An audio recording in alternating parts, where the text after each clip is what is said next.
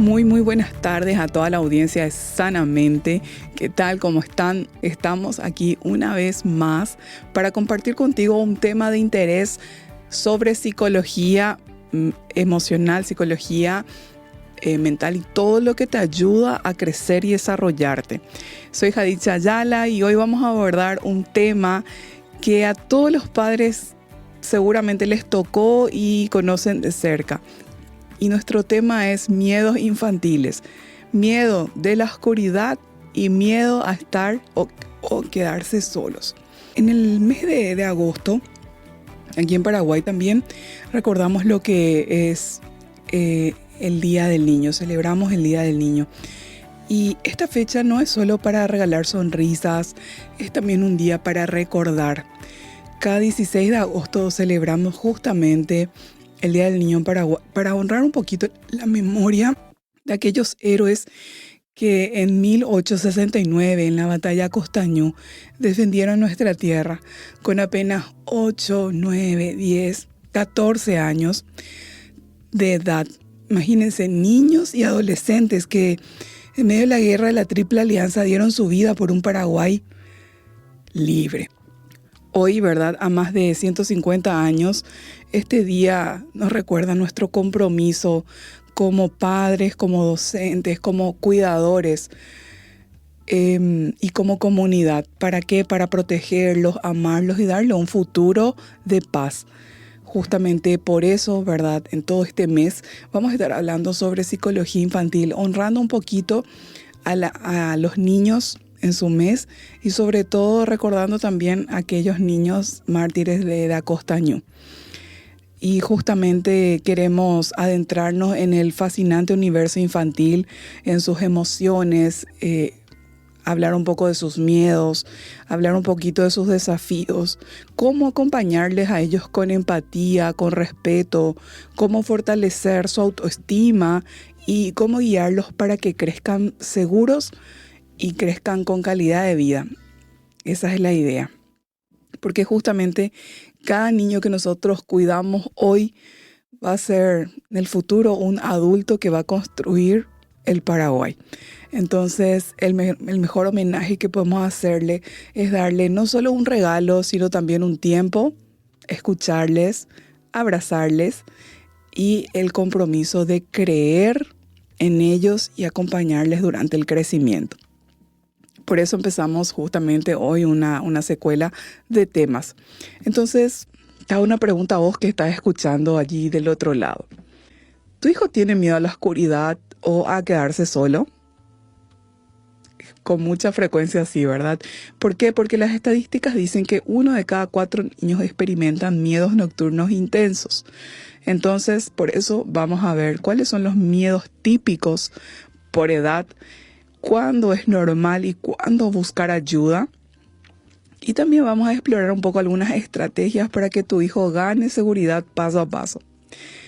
Antes de ir a iniciar y desarrollar nuestro tema hoy, quiero dar las gracias al Comité de Educación por auspiciar este espacio, por apostar y invertir y promover la salud mental y la salud emocional. Entonces, con esto damos inicio a nuestro tema de hoy. Vamos a imaginarnos a Benjamín, de 4 añitos. Cada noche pide dormir con la luz encendida. O vamos a imaginarnos a Claudia, de 9 años, que siente angustia cuando su mamá se aleja, ¿sí? Entonces, ¿qué hay detrás de estos miedos? ¿Cuándo son normales?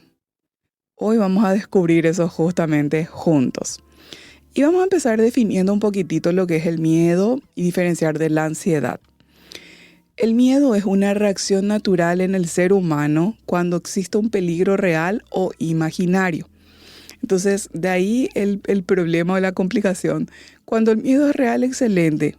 Está allí cumpliendo el miedo, justamente su función, que es alertarnos para ponernos a salvo, para protegernos de ese miedo real. El problema surge cuando este miedo es imaginario. Ahora, el miedo se presenta cuando esta emoción del miedo se presenta cuando es en tiempo real, ¿verdad? Cuando es real o imaginario en tiempo presente. Y se diferencia de la angustia, que la angustia es un miedo anticipado a un peligro que todavía no está ocurriendo. Entonces, la ansiedad se presenta cuando surge miedo anticipado a una posible situación que se pueda dar. Es cuando nosotros nos imaginamos lo peor o nos sentamos a esperar lo peor. Claro que ahí va a surgir ansiedad. Ambos son normales, ¿sí? Pero si se intensifican o se prolongan en demasía, entonces allí sí ya puede afectar la vida diaria y allí se convierten en un problema. Ahora, como nuestro tema es el miedo infantil, el miedo a la oscuridad o a quedarse solo, vamos a explorar un poquitito juntos cuáles son los miedos normales de acuerdo a la edad cronológica, la edad que van teniendo los niños.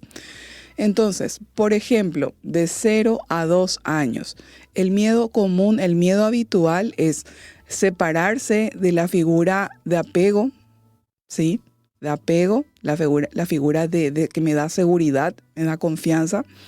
También otro miedo común son los ruidos fuertes o los ruidos extraños. Muchas veces vemos a niñitos, bebés, que por debajo de los 2 años justamente sienten miedo cuando escuchan un ruido muy fuerte y se ponen a llorar. Eso es normal, ¿sí? ¿Cómo nosotros le acompañamos en esta etapa de 0 a 2 años con estos miedos que ellos sienten? Primero, es muy importante mantener el contacto físico con ellos y hablarles con una voz tranquilizadora. Ahora, desde los 3 a los 5 años, ¿cuáles son los miedos más habituales? Por ejemplo, la oscuridad, ¿sí? Es normal y es habitual que los niños sientan miedo a la oscuridad o también miedo a monstruos, animales grandes o a quedarse solos. Entonces es normal. ¿Qué hay que hacer allí? ¿Cómo la acompañamos? La acompañamos validando esas emociones, ¿sí? Ofreciendo seguridad física y ofreciendo seguridad emocional. ¿Y qué es validar? Validar es, por ejemplo, entender y aceptar este miedo que está teniendo la criatura, el niño, y explicarles, decirles, entiendo que tenés miedo, que esto te produce miedo, pero todo está bien, yo estoy acá, yo te acompaño, no te va a pasar nada, yo estoy contigo. Sí, no decirle, por ejemplo, ay, no es nada, no es para que sientas miedo, no es para que te pongas así. Eso sería invalidar, si yo le respondo así. Sin embargo, validar es cuando yo entiendo y acepto y le expreso eso que estoy entendiendo que está teniendo esta sensación, esta emoción. Ahora vamos de los 6 a los 9 años. ¿Cuáles son los miedos más comunes? Hay miedos a fantasmas, aquí aparecen miedos a accidentes, miedos a las críticas, ¿sí? A ser criticado, porque una crítica muchas veces representa un poco como una especie de golpe a la autoestima o a la autoimagen. Es como una evaluación negativa que se hace la persona. Y los niños muchas veces todavía no tienen los mecanismos para enfrentar, entender o comprender a profundidad esto. Entonces, aquí es por eso tan importante que los adultos le acompañemos y le vayamos enseñando paso a paso y etapa por etapa cómo deben ir afrontando las diferentes situaciones y circunstancias que se van presentando en su vida. Entonces aquí se presentan estos miedos, fantasmas, accidentes, críticas y también miedo al rendimiento escolar, cómo les pueda ir en la escuela, cómo puedan salir sus calificaciones, cómo le pueden ir con las calificaciones. Aquí el acompañamiento de los adultos debe de ser explicar las causas reales y ofrecer estrategias, ¿sí? Esa ya es la forma en que uno le acompaña a los niños a esa edad, de 6 a 9 años. Luego tenemos de 10 a 12 años, que puede ser miedo a quedarse solo y tal vez ya no por fantasmas, sino por miedos reales. Por ejemplo, miedo a un asalto, que alguien ingrese a la casa, algún extraño, algún ladrón, ¿verdad? También aquí ya empieza a surgir el miedo al fracaso y el miedo al rechazo social. ¿Por qué? Porque ellos van adquiriendo una mayor conciencia social y ya están entrando en la etapa de la adolescencia, donde todo lo social adquiere una importancia muy diferente que en la niñez, ¿sí? ¿Cómo acompañar en esta etapa? Primero es escuchar. Es muy importante escuchar. Es muy importante normalizar. ¿En qué sentido? De que explicarle a los niños que es natural sentir miedo, que el miedo es una emoción que está en nosotros y que cumple una función. Y lo importante es aprender a gestionarlo, ¿sí? De acuerdo a la edad, les vamos explicando y les vamos dando nuevas estrategias para que pueda justamente gestionar ese miedo. Acá es la etapa en donde nosotros comenzamos a fomentar la autonomía, ¿sí? La autonomía de que ellos cada vez sean más autónomos. Muy bien. Ahora vamos a ver un poquitito cuáles pueden ser las causas y por qué se mantiene ese miedo. Algunas causas posibles de estos miedos pueden ser, por ejemplo, factores biológicos, factores temperamentales y factores de apego. Cuando decimos factores biológicos, ¿a qué nos referimos? Bueno, algunos niños tienen un sistema nervioso más reactivo que otros. Esto también tiene mucho que ver con el temperamento, porque el temperamento es algo biológico, es algo que guarda relación con cómo está configurado nuestro sistema endocrino, nuestro sistema nervioso también. Hay sistemas nerviosos que son más reactivos que otros y a eso nos referimos con factores biológicos o factores temperamentales. No siempre es así de personalidad o no siempre tiene que ver con experiencias que el niño pudo haber atravesado en su vida. A veces simple y llanamente son factores biológicos y factores temperamentales. Ahora, cuando hablamos de experiencias, sí ya hablamos de cuál fue el tipo de apego que tuvo el niño, ¿sí? Por ejemplo, experiencias tempranas de un apego inseguro genera mayor vulnerabilidad al miedo.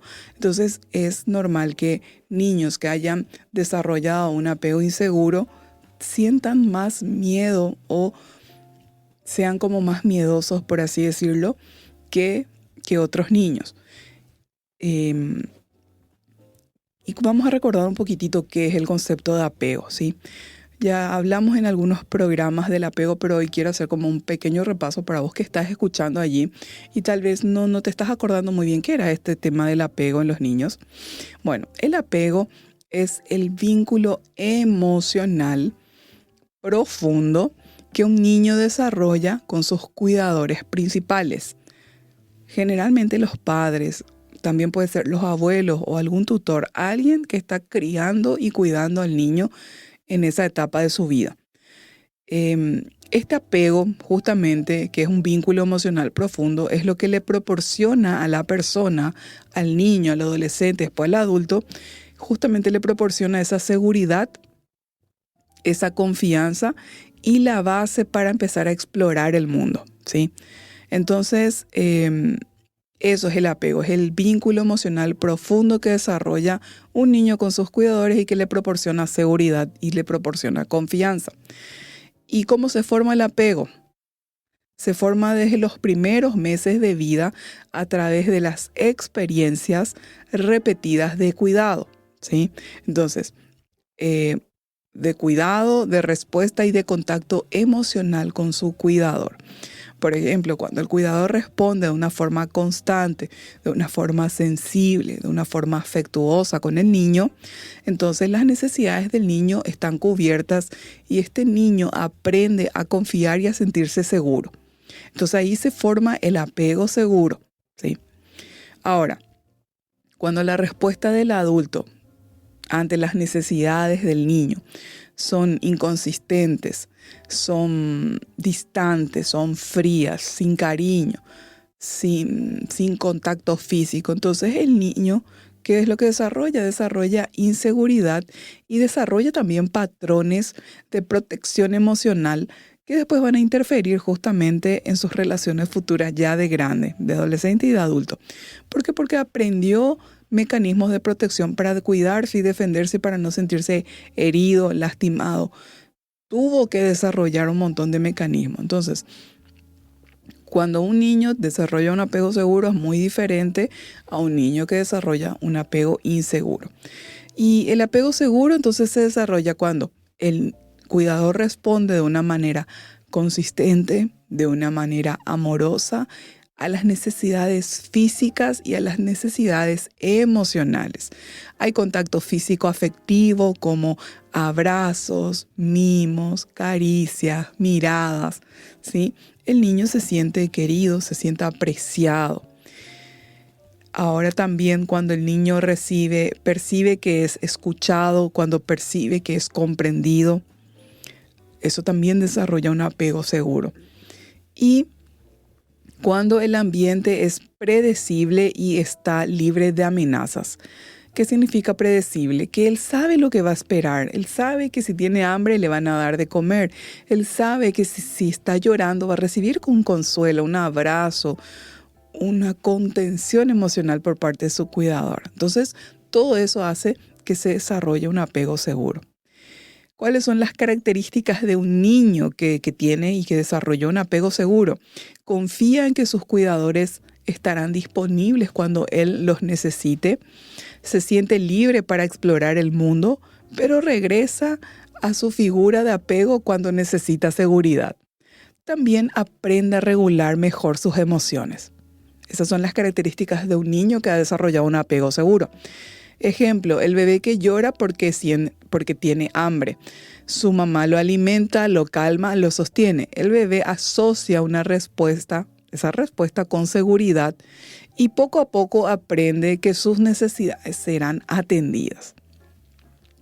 Eso es por parte del apego seguro.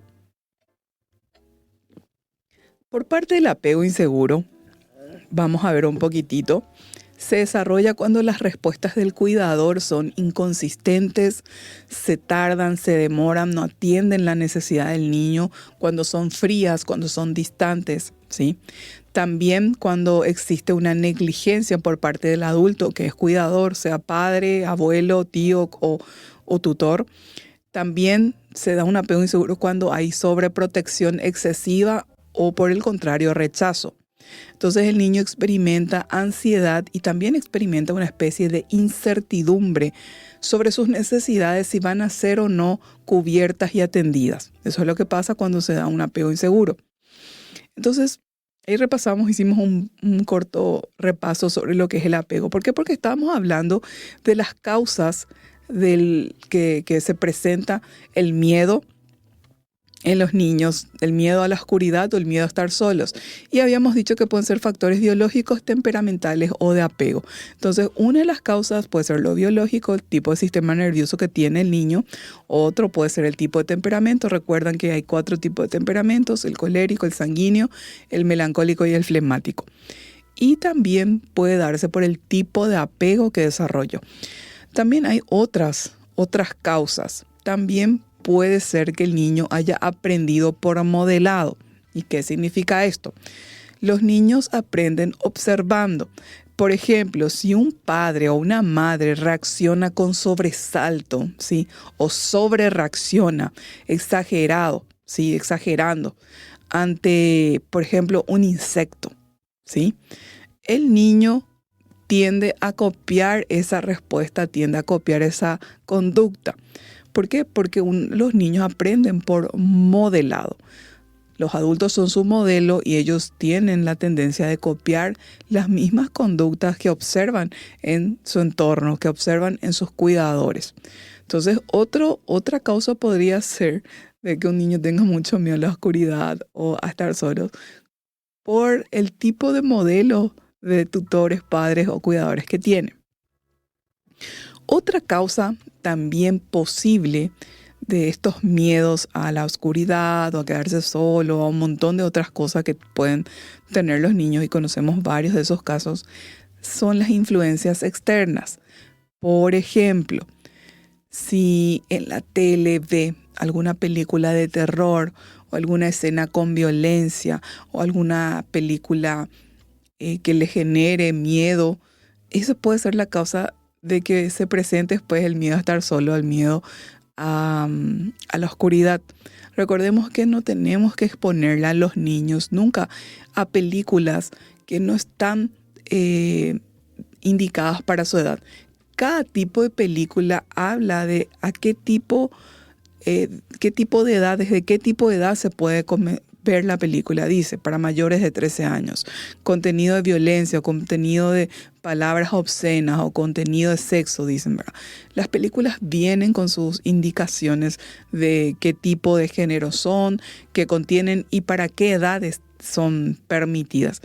Entonces, toda película que dice mayores de 13, mayores de 16, mayores de 18, no son aptas para los niños y muchas veces nosotros los adultos muy ligeramente y muy alegremente les permitimos ver películas cuyo contenido todavía no es recomendado para la edad del niño. Recuerden que ellos no tienen todavía la madurez ni cognitiva, ni fisiológica, ni emocional para entender, comprender y digerir cierto tipo de contenido que se ven en las películas. Entonces, una de las causas también posibles de por qué un niño o una niña pueden tener tanto miedo a la oscuridad o tanto miedo a estar solos puede originarse en este tema del tipo de contenido al que está expuesto o expuesta la niña o el niño. También otra causa puede ser las noticias, exposición a información sobre delitos o desastres. Nosotros tenemos que resguardarle a los niños de estar expuestos a contenidos sobre eso, porque justamente por este grado de inmadurez que todavía tienen el niño o la niña, que no puede procesar aún ni emocionalmente ni cognitivamente esa realidad tan dura, tan cruda, tan angustiante que muchas veces pasan en los noticieros, sí, en los informativos, donde justamente cuentan a la población alguna información sobre algún tipo de delito cometido o algún tipo de desastre que ocurrió. No tenemos que exponerla a los niños, tampoco a ese tipo de información. Otra causa externa, ¿sí?, posible, es cuando hay cambios importantes, cambios vitales para ese niño o esa niña. Ejemplo, algún tipo de mudanza, se mudó de casa, se mudó de barrio, se mudó de ciudad o de país incluso. Puede ser también otra causa, las separaciones o el cambio de escuela. Pueden ser como detonantes de estos miedos que se pueden empezar a presentar en el niño o en la niña. Otra causa que podría darse es justamente cuando hay sobreprotección por parte de los cuidadores. ¿Por qué? Porque la sobreprotección, ¿qué idea es la que refuerza en el niño o en la niña? Refuerza la idea de que él no puede solo. Entonces, ¿qué es lo que él interpreta? Yo no puedo. Yo no soy capaz. Yo no puedo solo. Por eso mi mamá, mi papá o mi cuidador me sobreprotegen. El mensaje que ellos leen, que ellos interpretan es ese. Por eso la sobreprotección es tan dañina también.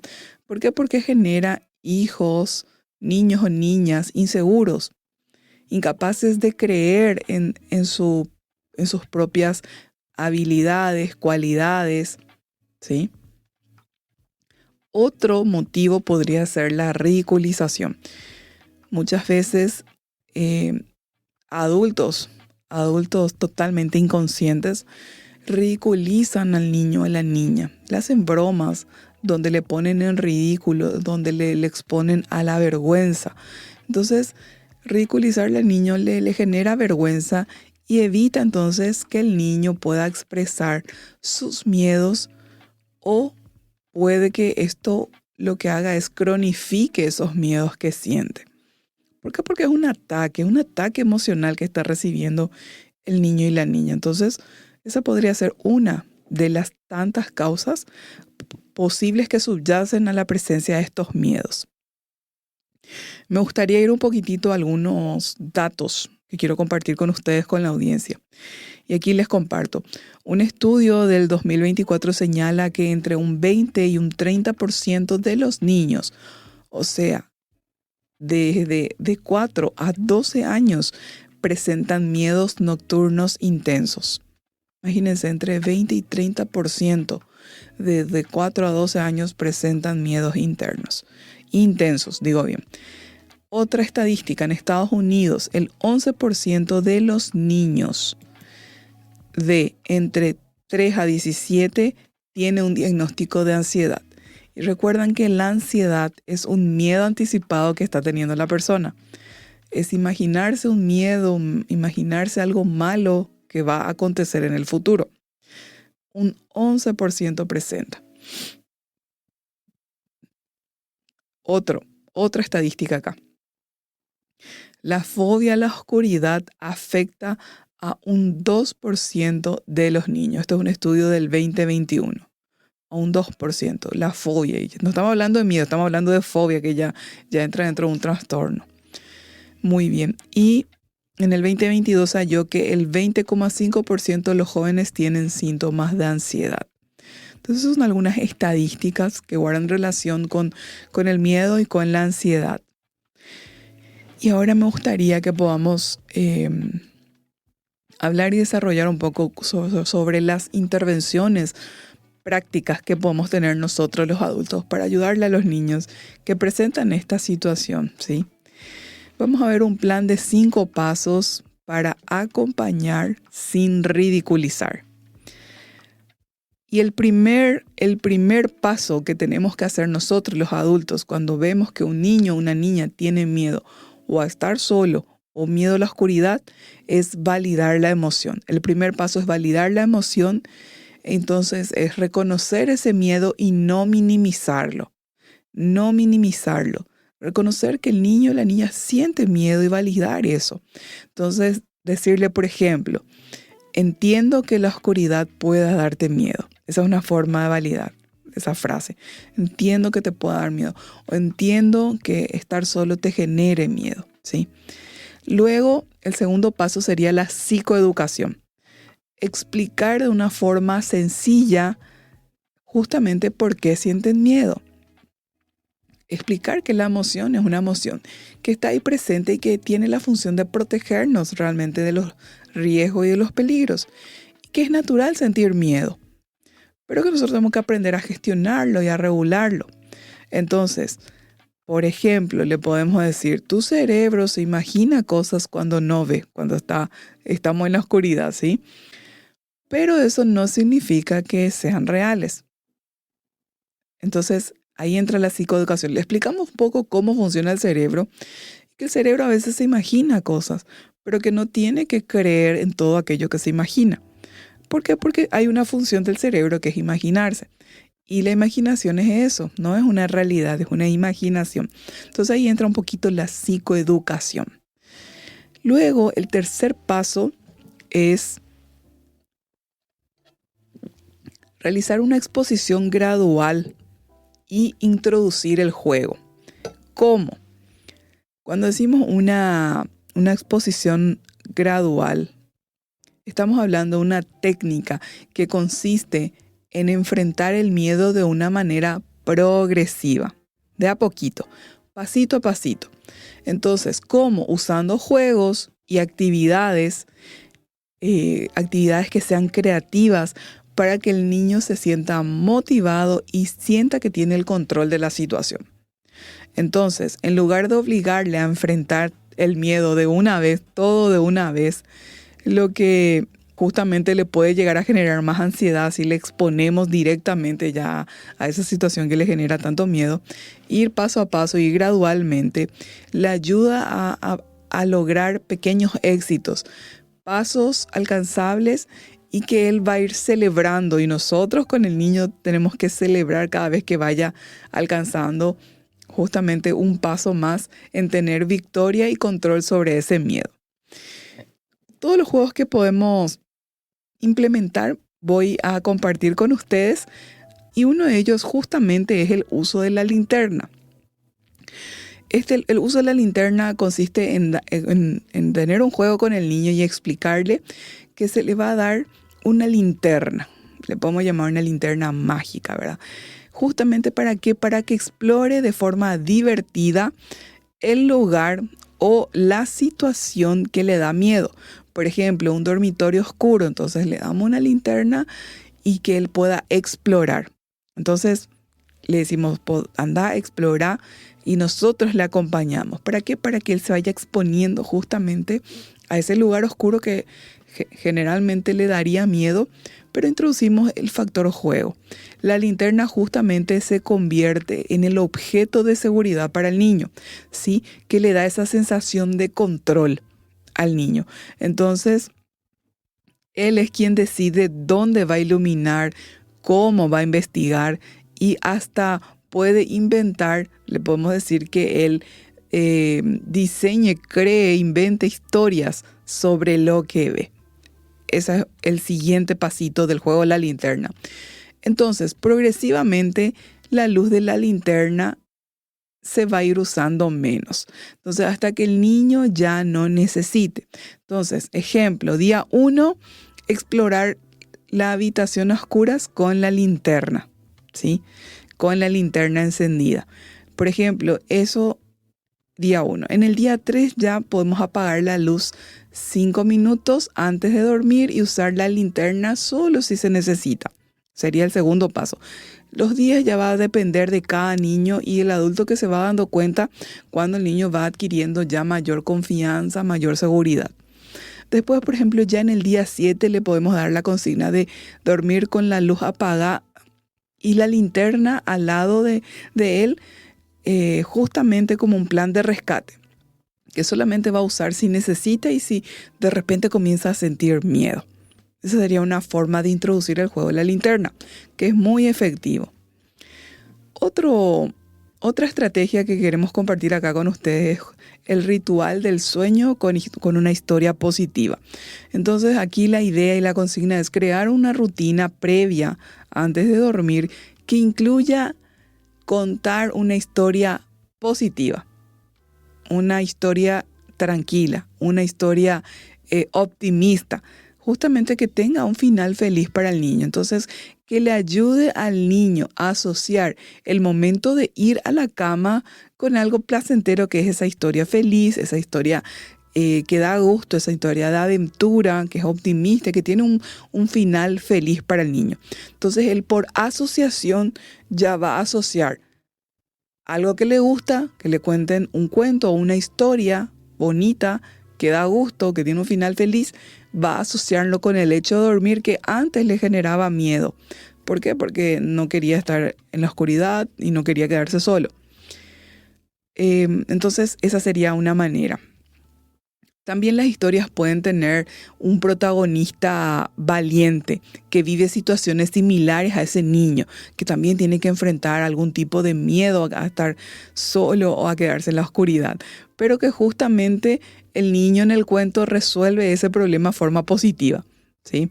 El niño tiene victoria y al final triunfa sobre ese miedo. Entonces se refuerza el mensaje de seguridad y el mensaje de protección acá. ¿Cuál es el mensaje que debe de recibir el niño? Siempre estás cuidado y siempre estás a salvo. Yo te cuido, ¿sí? Ese es el mensaje que le tenemos que dar al niño. Entonces, por ejemplo, todas las noches después de ponerse el pijama, mamá entonces le lee al niño el cuento de, no sé, José y la lámpara o la lámpara mágica, ¿verdad? Donde justamente el protagonista usa una luz especial para descubrir justamente que en su habitación no hay nada que temer. Esa es una estrategia más que se puede aplicar. Y otra estrategia es implementar el mapa valiente con recompensas por pequeños logros. Entonces, diseñar un mapa o un tablero visual donde el niño pueda ir marcando sus progresos. Entonces, cada paso logrado, por ejemplo, dormir con la luz tenue. Sí, todavía no es la luz apagada, pero es una luz más tenue. O quedarse solo en la habitación por un tiempo cortito. O apagar la luz completamente. Entonces, se van marcando, ¿sí?, los pasos que va teniendo, los logros que va teniendo, con alguna pegatina, algún dibujo, alguna estrellita que va justamente siendo la recompensa y el progreso y el avance que el niño va teniendo. Entonces, al completar todo el trama del mapa, el niño puede recibir una recompensa. Puede ser jugar un tiempo extra, ir a algún lugar a conocer, algún parque o comprarle algún juguete, algo que él valore, que a él le gusta, que a él le guste mucho. Entonces, esto justamente convierte el proceso en un juego de aventuras para el niño, en lugar de una obligación. ¿Qué obligación? Las de dormir con la luz apagada o quedarse a dormir solo en su habitación, ¿sí? Entonces, un ejemplo podría ser un mapa con 5 estaciones. Por ejemplo, la primera estación es dormir con la luz prendida. La segunda estación es dormir con la luz tenue, una luz más opaca. Luego puede ser dormir con la linterna cerca, pero apagada. Luego puede ser dormir con la luz apagada y la puerta abierta. La quinta estación puede ser dormir con la luz apagada y la puerta cerrada. Entonces, cada logro se va premiando. De alguna manera se va obteniendo puntos hasta que logra la victoria y completar todo su mapa. Esa es otra forma. Otra manera también dentro de estas 3 estrategias que tenemos que incluir es el refuerzo positivo específico. Por ejemplo, si durmió con la luz tenue, qué bueno, lograste esto. O qué bueno, pudiste estar con la luz apagada y no encendiste tu linterna. Cada logro que el niño va teniendo hay que reforzar positivamente, diciéndole que es muy valiente y que él está avanzando en este proceso. Y bueno, otra técnica podría ser también la corregulación y la respiración. Cada día se introduce más esta técnica en los niños. Incluso ustedes van a ver en TikTok, se suele ver mucho, o también se suele ver en Instagram. Son cápsulas en donde incluso a los bebés le enseñan a respirar. Cuando tienen una crisis de llanto, le enseñan la técnica de respirar y le hacen respirar. Bueno, respira conmigo. ¿Verdad? Y los niñitos, si usted le ven que todavía ni siquiera habla, pero ya respira con mamá o con papá, porque le enseñan como una técnica como autorregulación de sus emociones. Entonces puede ser la técnica de inhalar por 4 segundos, sostener 4 segundos y exhalar durante 6 segundos. ¿Sí? Es otra técnica bastante válida que pueden probarla e implementarla. Algunas frases que ayudan y otras que dañan. Por ejemplo, una frase que ayuda sería: te acompaño hasta que te sientas seguro. Una frase que daña sería: no seas bebé. ¿Sí? Una frase que ayuda: probemos juntos con esta linterna. Una frase que daña: otra vez con ese cuento. Frase que ayuda: lo hiciste muy bien, seguiste el plan. Frase que daña: eso no existe, deja de molestar. Deja ya de decir eso, no existe nada, ¿verdad? Invalidar, negar. Entonces, algunos ejemplos de frases que ayudan y frases que dañan. Muy bien. Ahora, ¿cuándo derivar ya a otra instancia? Cuando el miedo es muy intenso y cuando el miedo es persistente por más de 6 meses. Entonces, ahí sí ya a lo mejor se requiere de una ayuda terapéutica. Se puede derivar a una psicóloga infantil. También se puede incluir al médico para ver si no hay alguna causa orgánica. También están los psiquiatras infantiles que también pueden atender, pero en primera instancia es derivar con una psicóloga infantil. Algo que también ayuda muchísimo es hacer casos dramatizados. Hacer casos donde los adultos dramaticen. Por ejemplo, que el niño llora cuando se le apaga la luz, la madre enciende la luz tenue y le acompaña. Luego el niño acepta que se apague la luz, pero con una linterna en mano, y luego duerme, una escena 3 ya que duerme con la luz apagada tras semanas de refuerzo positivo. Esa podría ser una pequeña dramatización que se realizan con los niñitos. Y para el miedo a quedarse solo, escena 1, el niño en casa de la abuela se angustia al quedarse solo en la sala. Entonces se van planificando pasos cortitos, ¿sí? Con los padres. Luego practica con el adulto en otra habitación por unos minutos, quedarse solo. Y luego la escena 3 ya el niño logra quedarse solo por más tiempo y se siente orgulloso. Dramatizar eso le ayuda también a ir incorporando al niño justamente todo esto que nosotros queremos que aprenda, esta psicoeducación, esta forma de gestionar sus miedos y de poder vencerlos. Muy bien. Acá me gustaría contestar 5 preguntas que nos llegaron sobre este tema. Quiero compartir con la audiencia 5 preguntas y vamos a responder estas preguntas. Aquí dice la pregunta número 1, dice, ¿es normal el miedo a los fantasmas a los 7 años? Esa es una de las preguntas que nos llegó. A ver, otra. La otra es, ¿dormir con mi hijo es bueno o es malo? Esa es otra pregunta. Después acá dice, ¿qué hacer si el miedo no mejora con mi hijo? Vamos a responder un poquitito esas 3 preguntas. Llegaron 2 más, pero vamos a leer después esas preguntas. Bueno, ¿y es normal sentir miedo a los fantasmas a los 7 años? Bueno, desde la perspectiva psicológica sí es normal. Es normal y se considera parte de los miedos evolutivos propios de la niñez media que va de los 6 a los 9 años. Entonces, en esta etapa justamente los niños ya diferencian la realidad y la fantasía. Pero el tema es que su imaginación sigue siendo muy activa y pueden combinar justamente elementos de la realidad con la fantasía. Entonces, eso sí es normal y esta es la causa. Y además, los niños a esa edad están expuestos a muchos tipos de relatos, películas o juegos que pueden alimentar justamente los temores. Entonces, un niño, películas de terror, películas de fantasmas están prohibidas para niños. Prohibidas porque les pueden generar un miedo absolutamente innecesario y no se recomienda. Están prohibidas para ellos realmente. Y más todavía si ya hay presencia de miedos a los fantasmas, con mucha más razón de no exponerle a ese niño, a esa niña, a ningún tipo de mitos, fantasmas, cuentos de terror, para nada. ¿Qué es lo clave? ¿Qué tiene que hacer esta mamá que tiene un hijo con miedo a los fantasmas y que tiene 7 años su hijo? Validar el miedo y evitar burlarse. Mamá, ¿escuchaste que estás escuchando? Validar el miedo y evitar burlarse. Explicar la diferencia entre lo imaginario y lo real.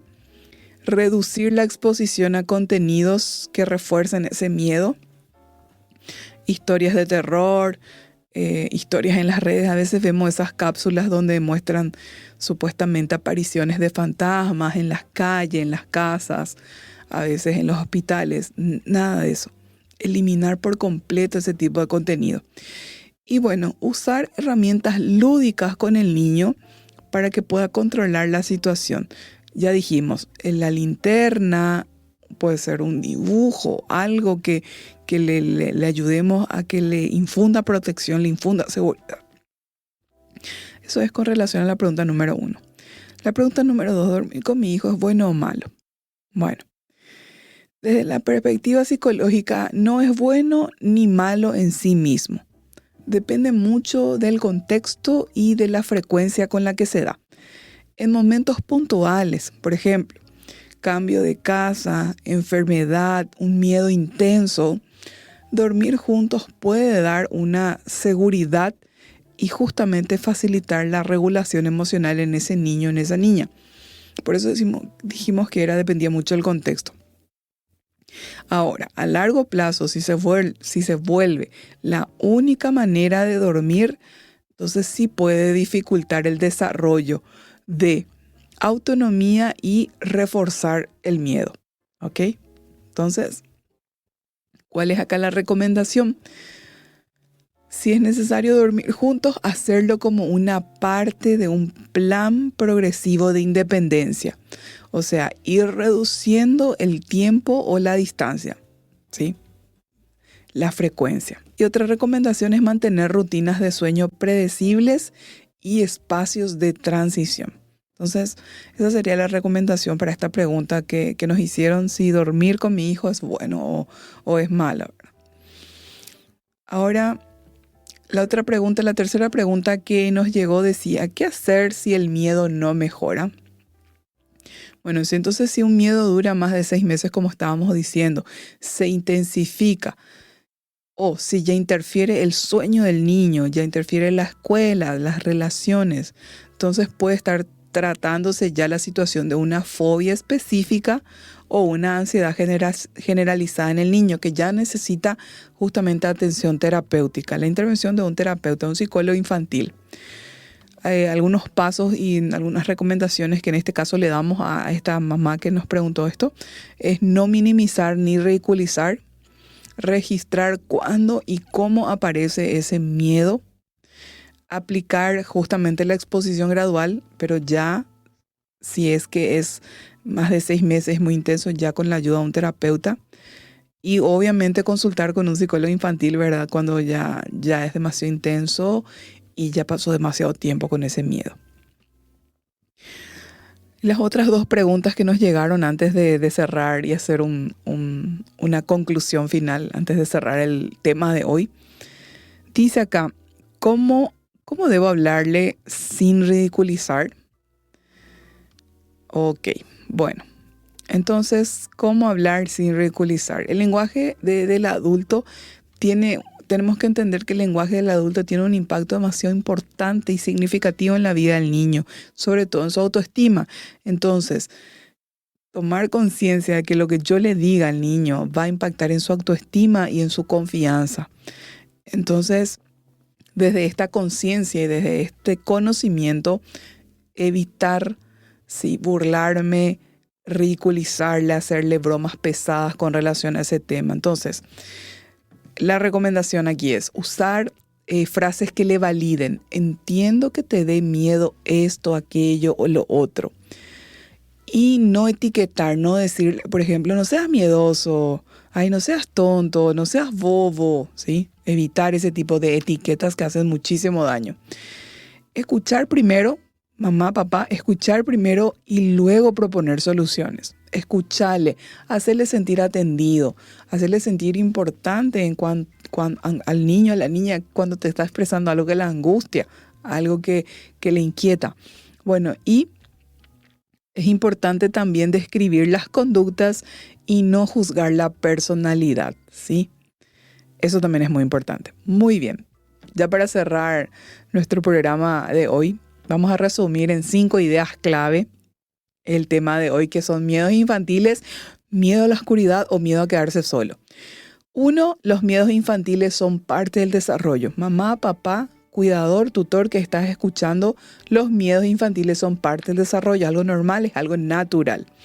Es muy importante que los adultos que están al cuidado de los niños validen y acompañen. Validar significa entiendo tu miedo, entiendo que esto te dé miedo, y es importante acompañar sin ridiculizar, sin hacerle bromas, sin ponerle etiquetas, sin juzgar negativamente la conducta del niño. El tercer punto, que es muy importante cuando ya está presente esto en el niño o en la niña, es la exposición gradual y establecer rutinas estables. Les dimos 3 o 4 estrategias que pueden implementar.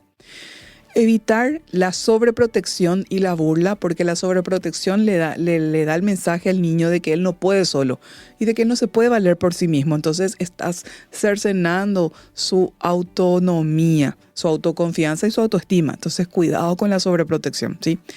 Y bueno, como punto 5 decimos buscar ayuda si es que persiste ese miedo o si ya interfiere en la vida diaria. Y cierro con esta frase. Cada paso que damos juntos con nuestros hijos, con nuestras hijas, es una semilla de confianza para toda su vida. Entonces, mamá y papá, encarguémonos de sembrar semillas que produzcan confianza, autoestima y les ayuda a desarrollar a ellos a una autonomía y a gestionar sus propias emociones y a autorregular sus emociones, ¿sí? Entonces, que puedan crecer jóvenes y adultos que después sean funcionales y que tengan las herramientas que te brinda la inteligencia emocional y la inteligencia social. Entonces, muchísimas gracias por acompañarnos en Sanamente con este tema. No te pierdas, vamos a tener un tema más sobre psicología infantil, justamente en honor y homenaje a todos los niños en su mes, que vamos a celebrar el 16 de agosto, el Día del Niño. Entonces, nos vemos si Dios quiere y permite. Gracias por escucharnos. Chao, chao.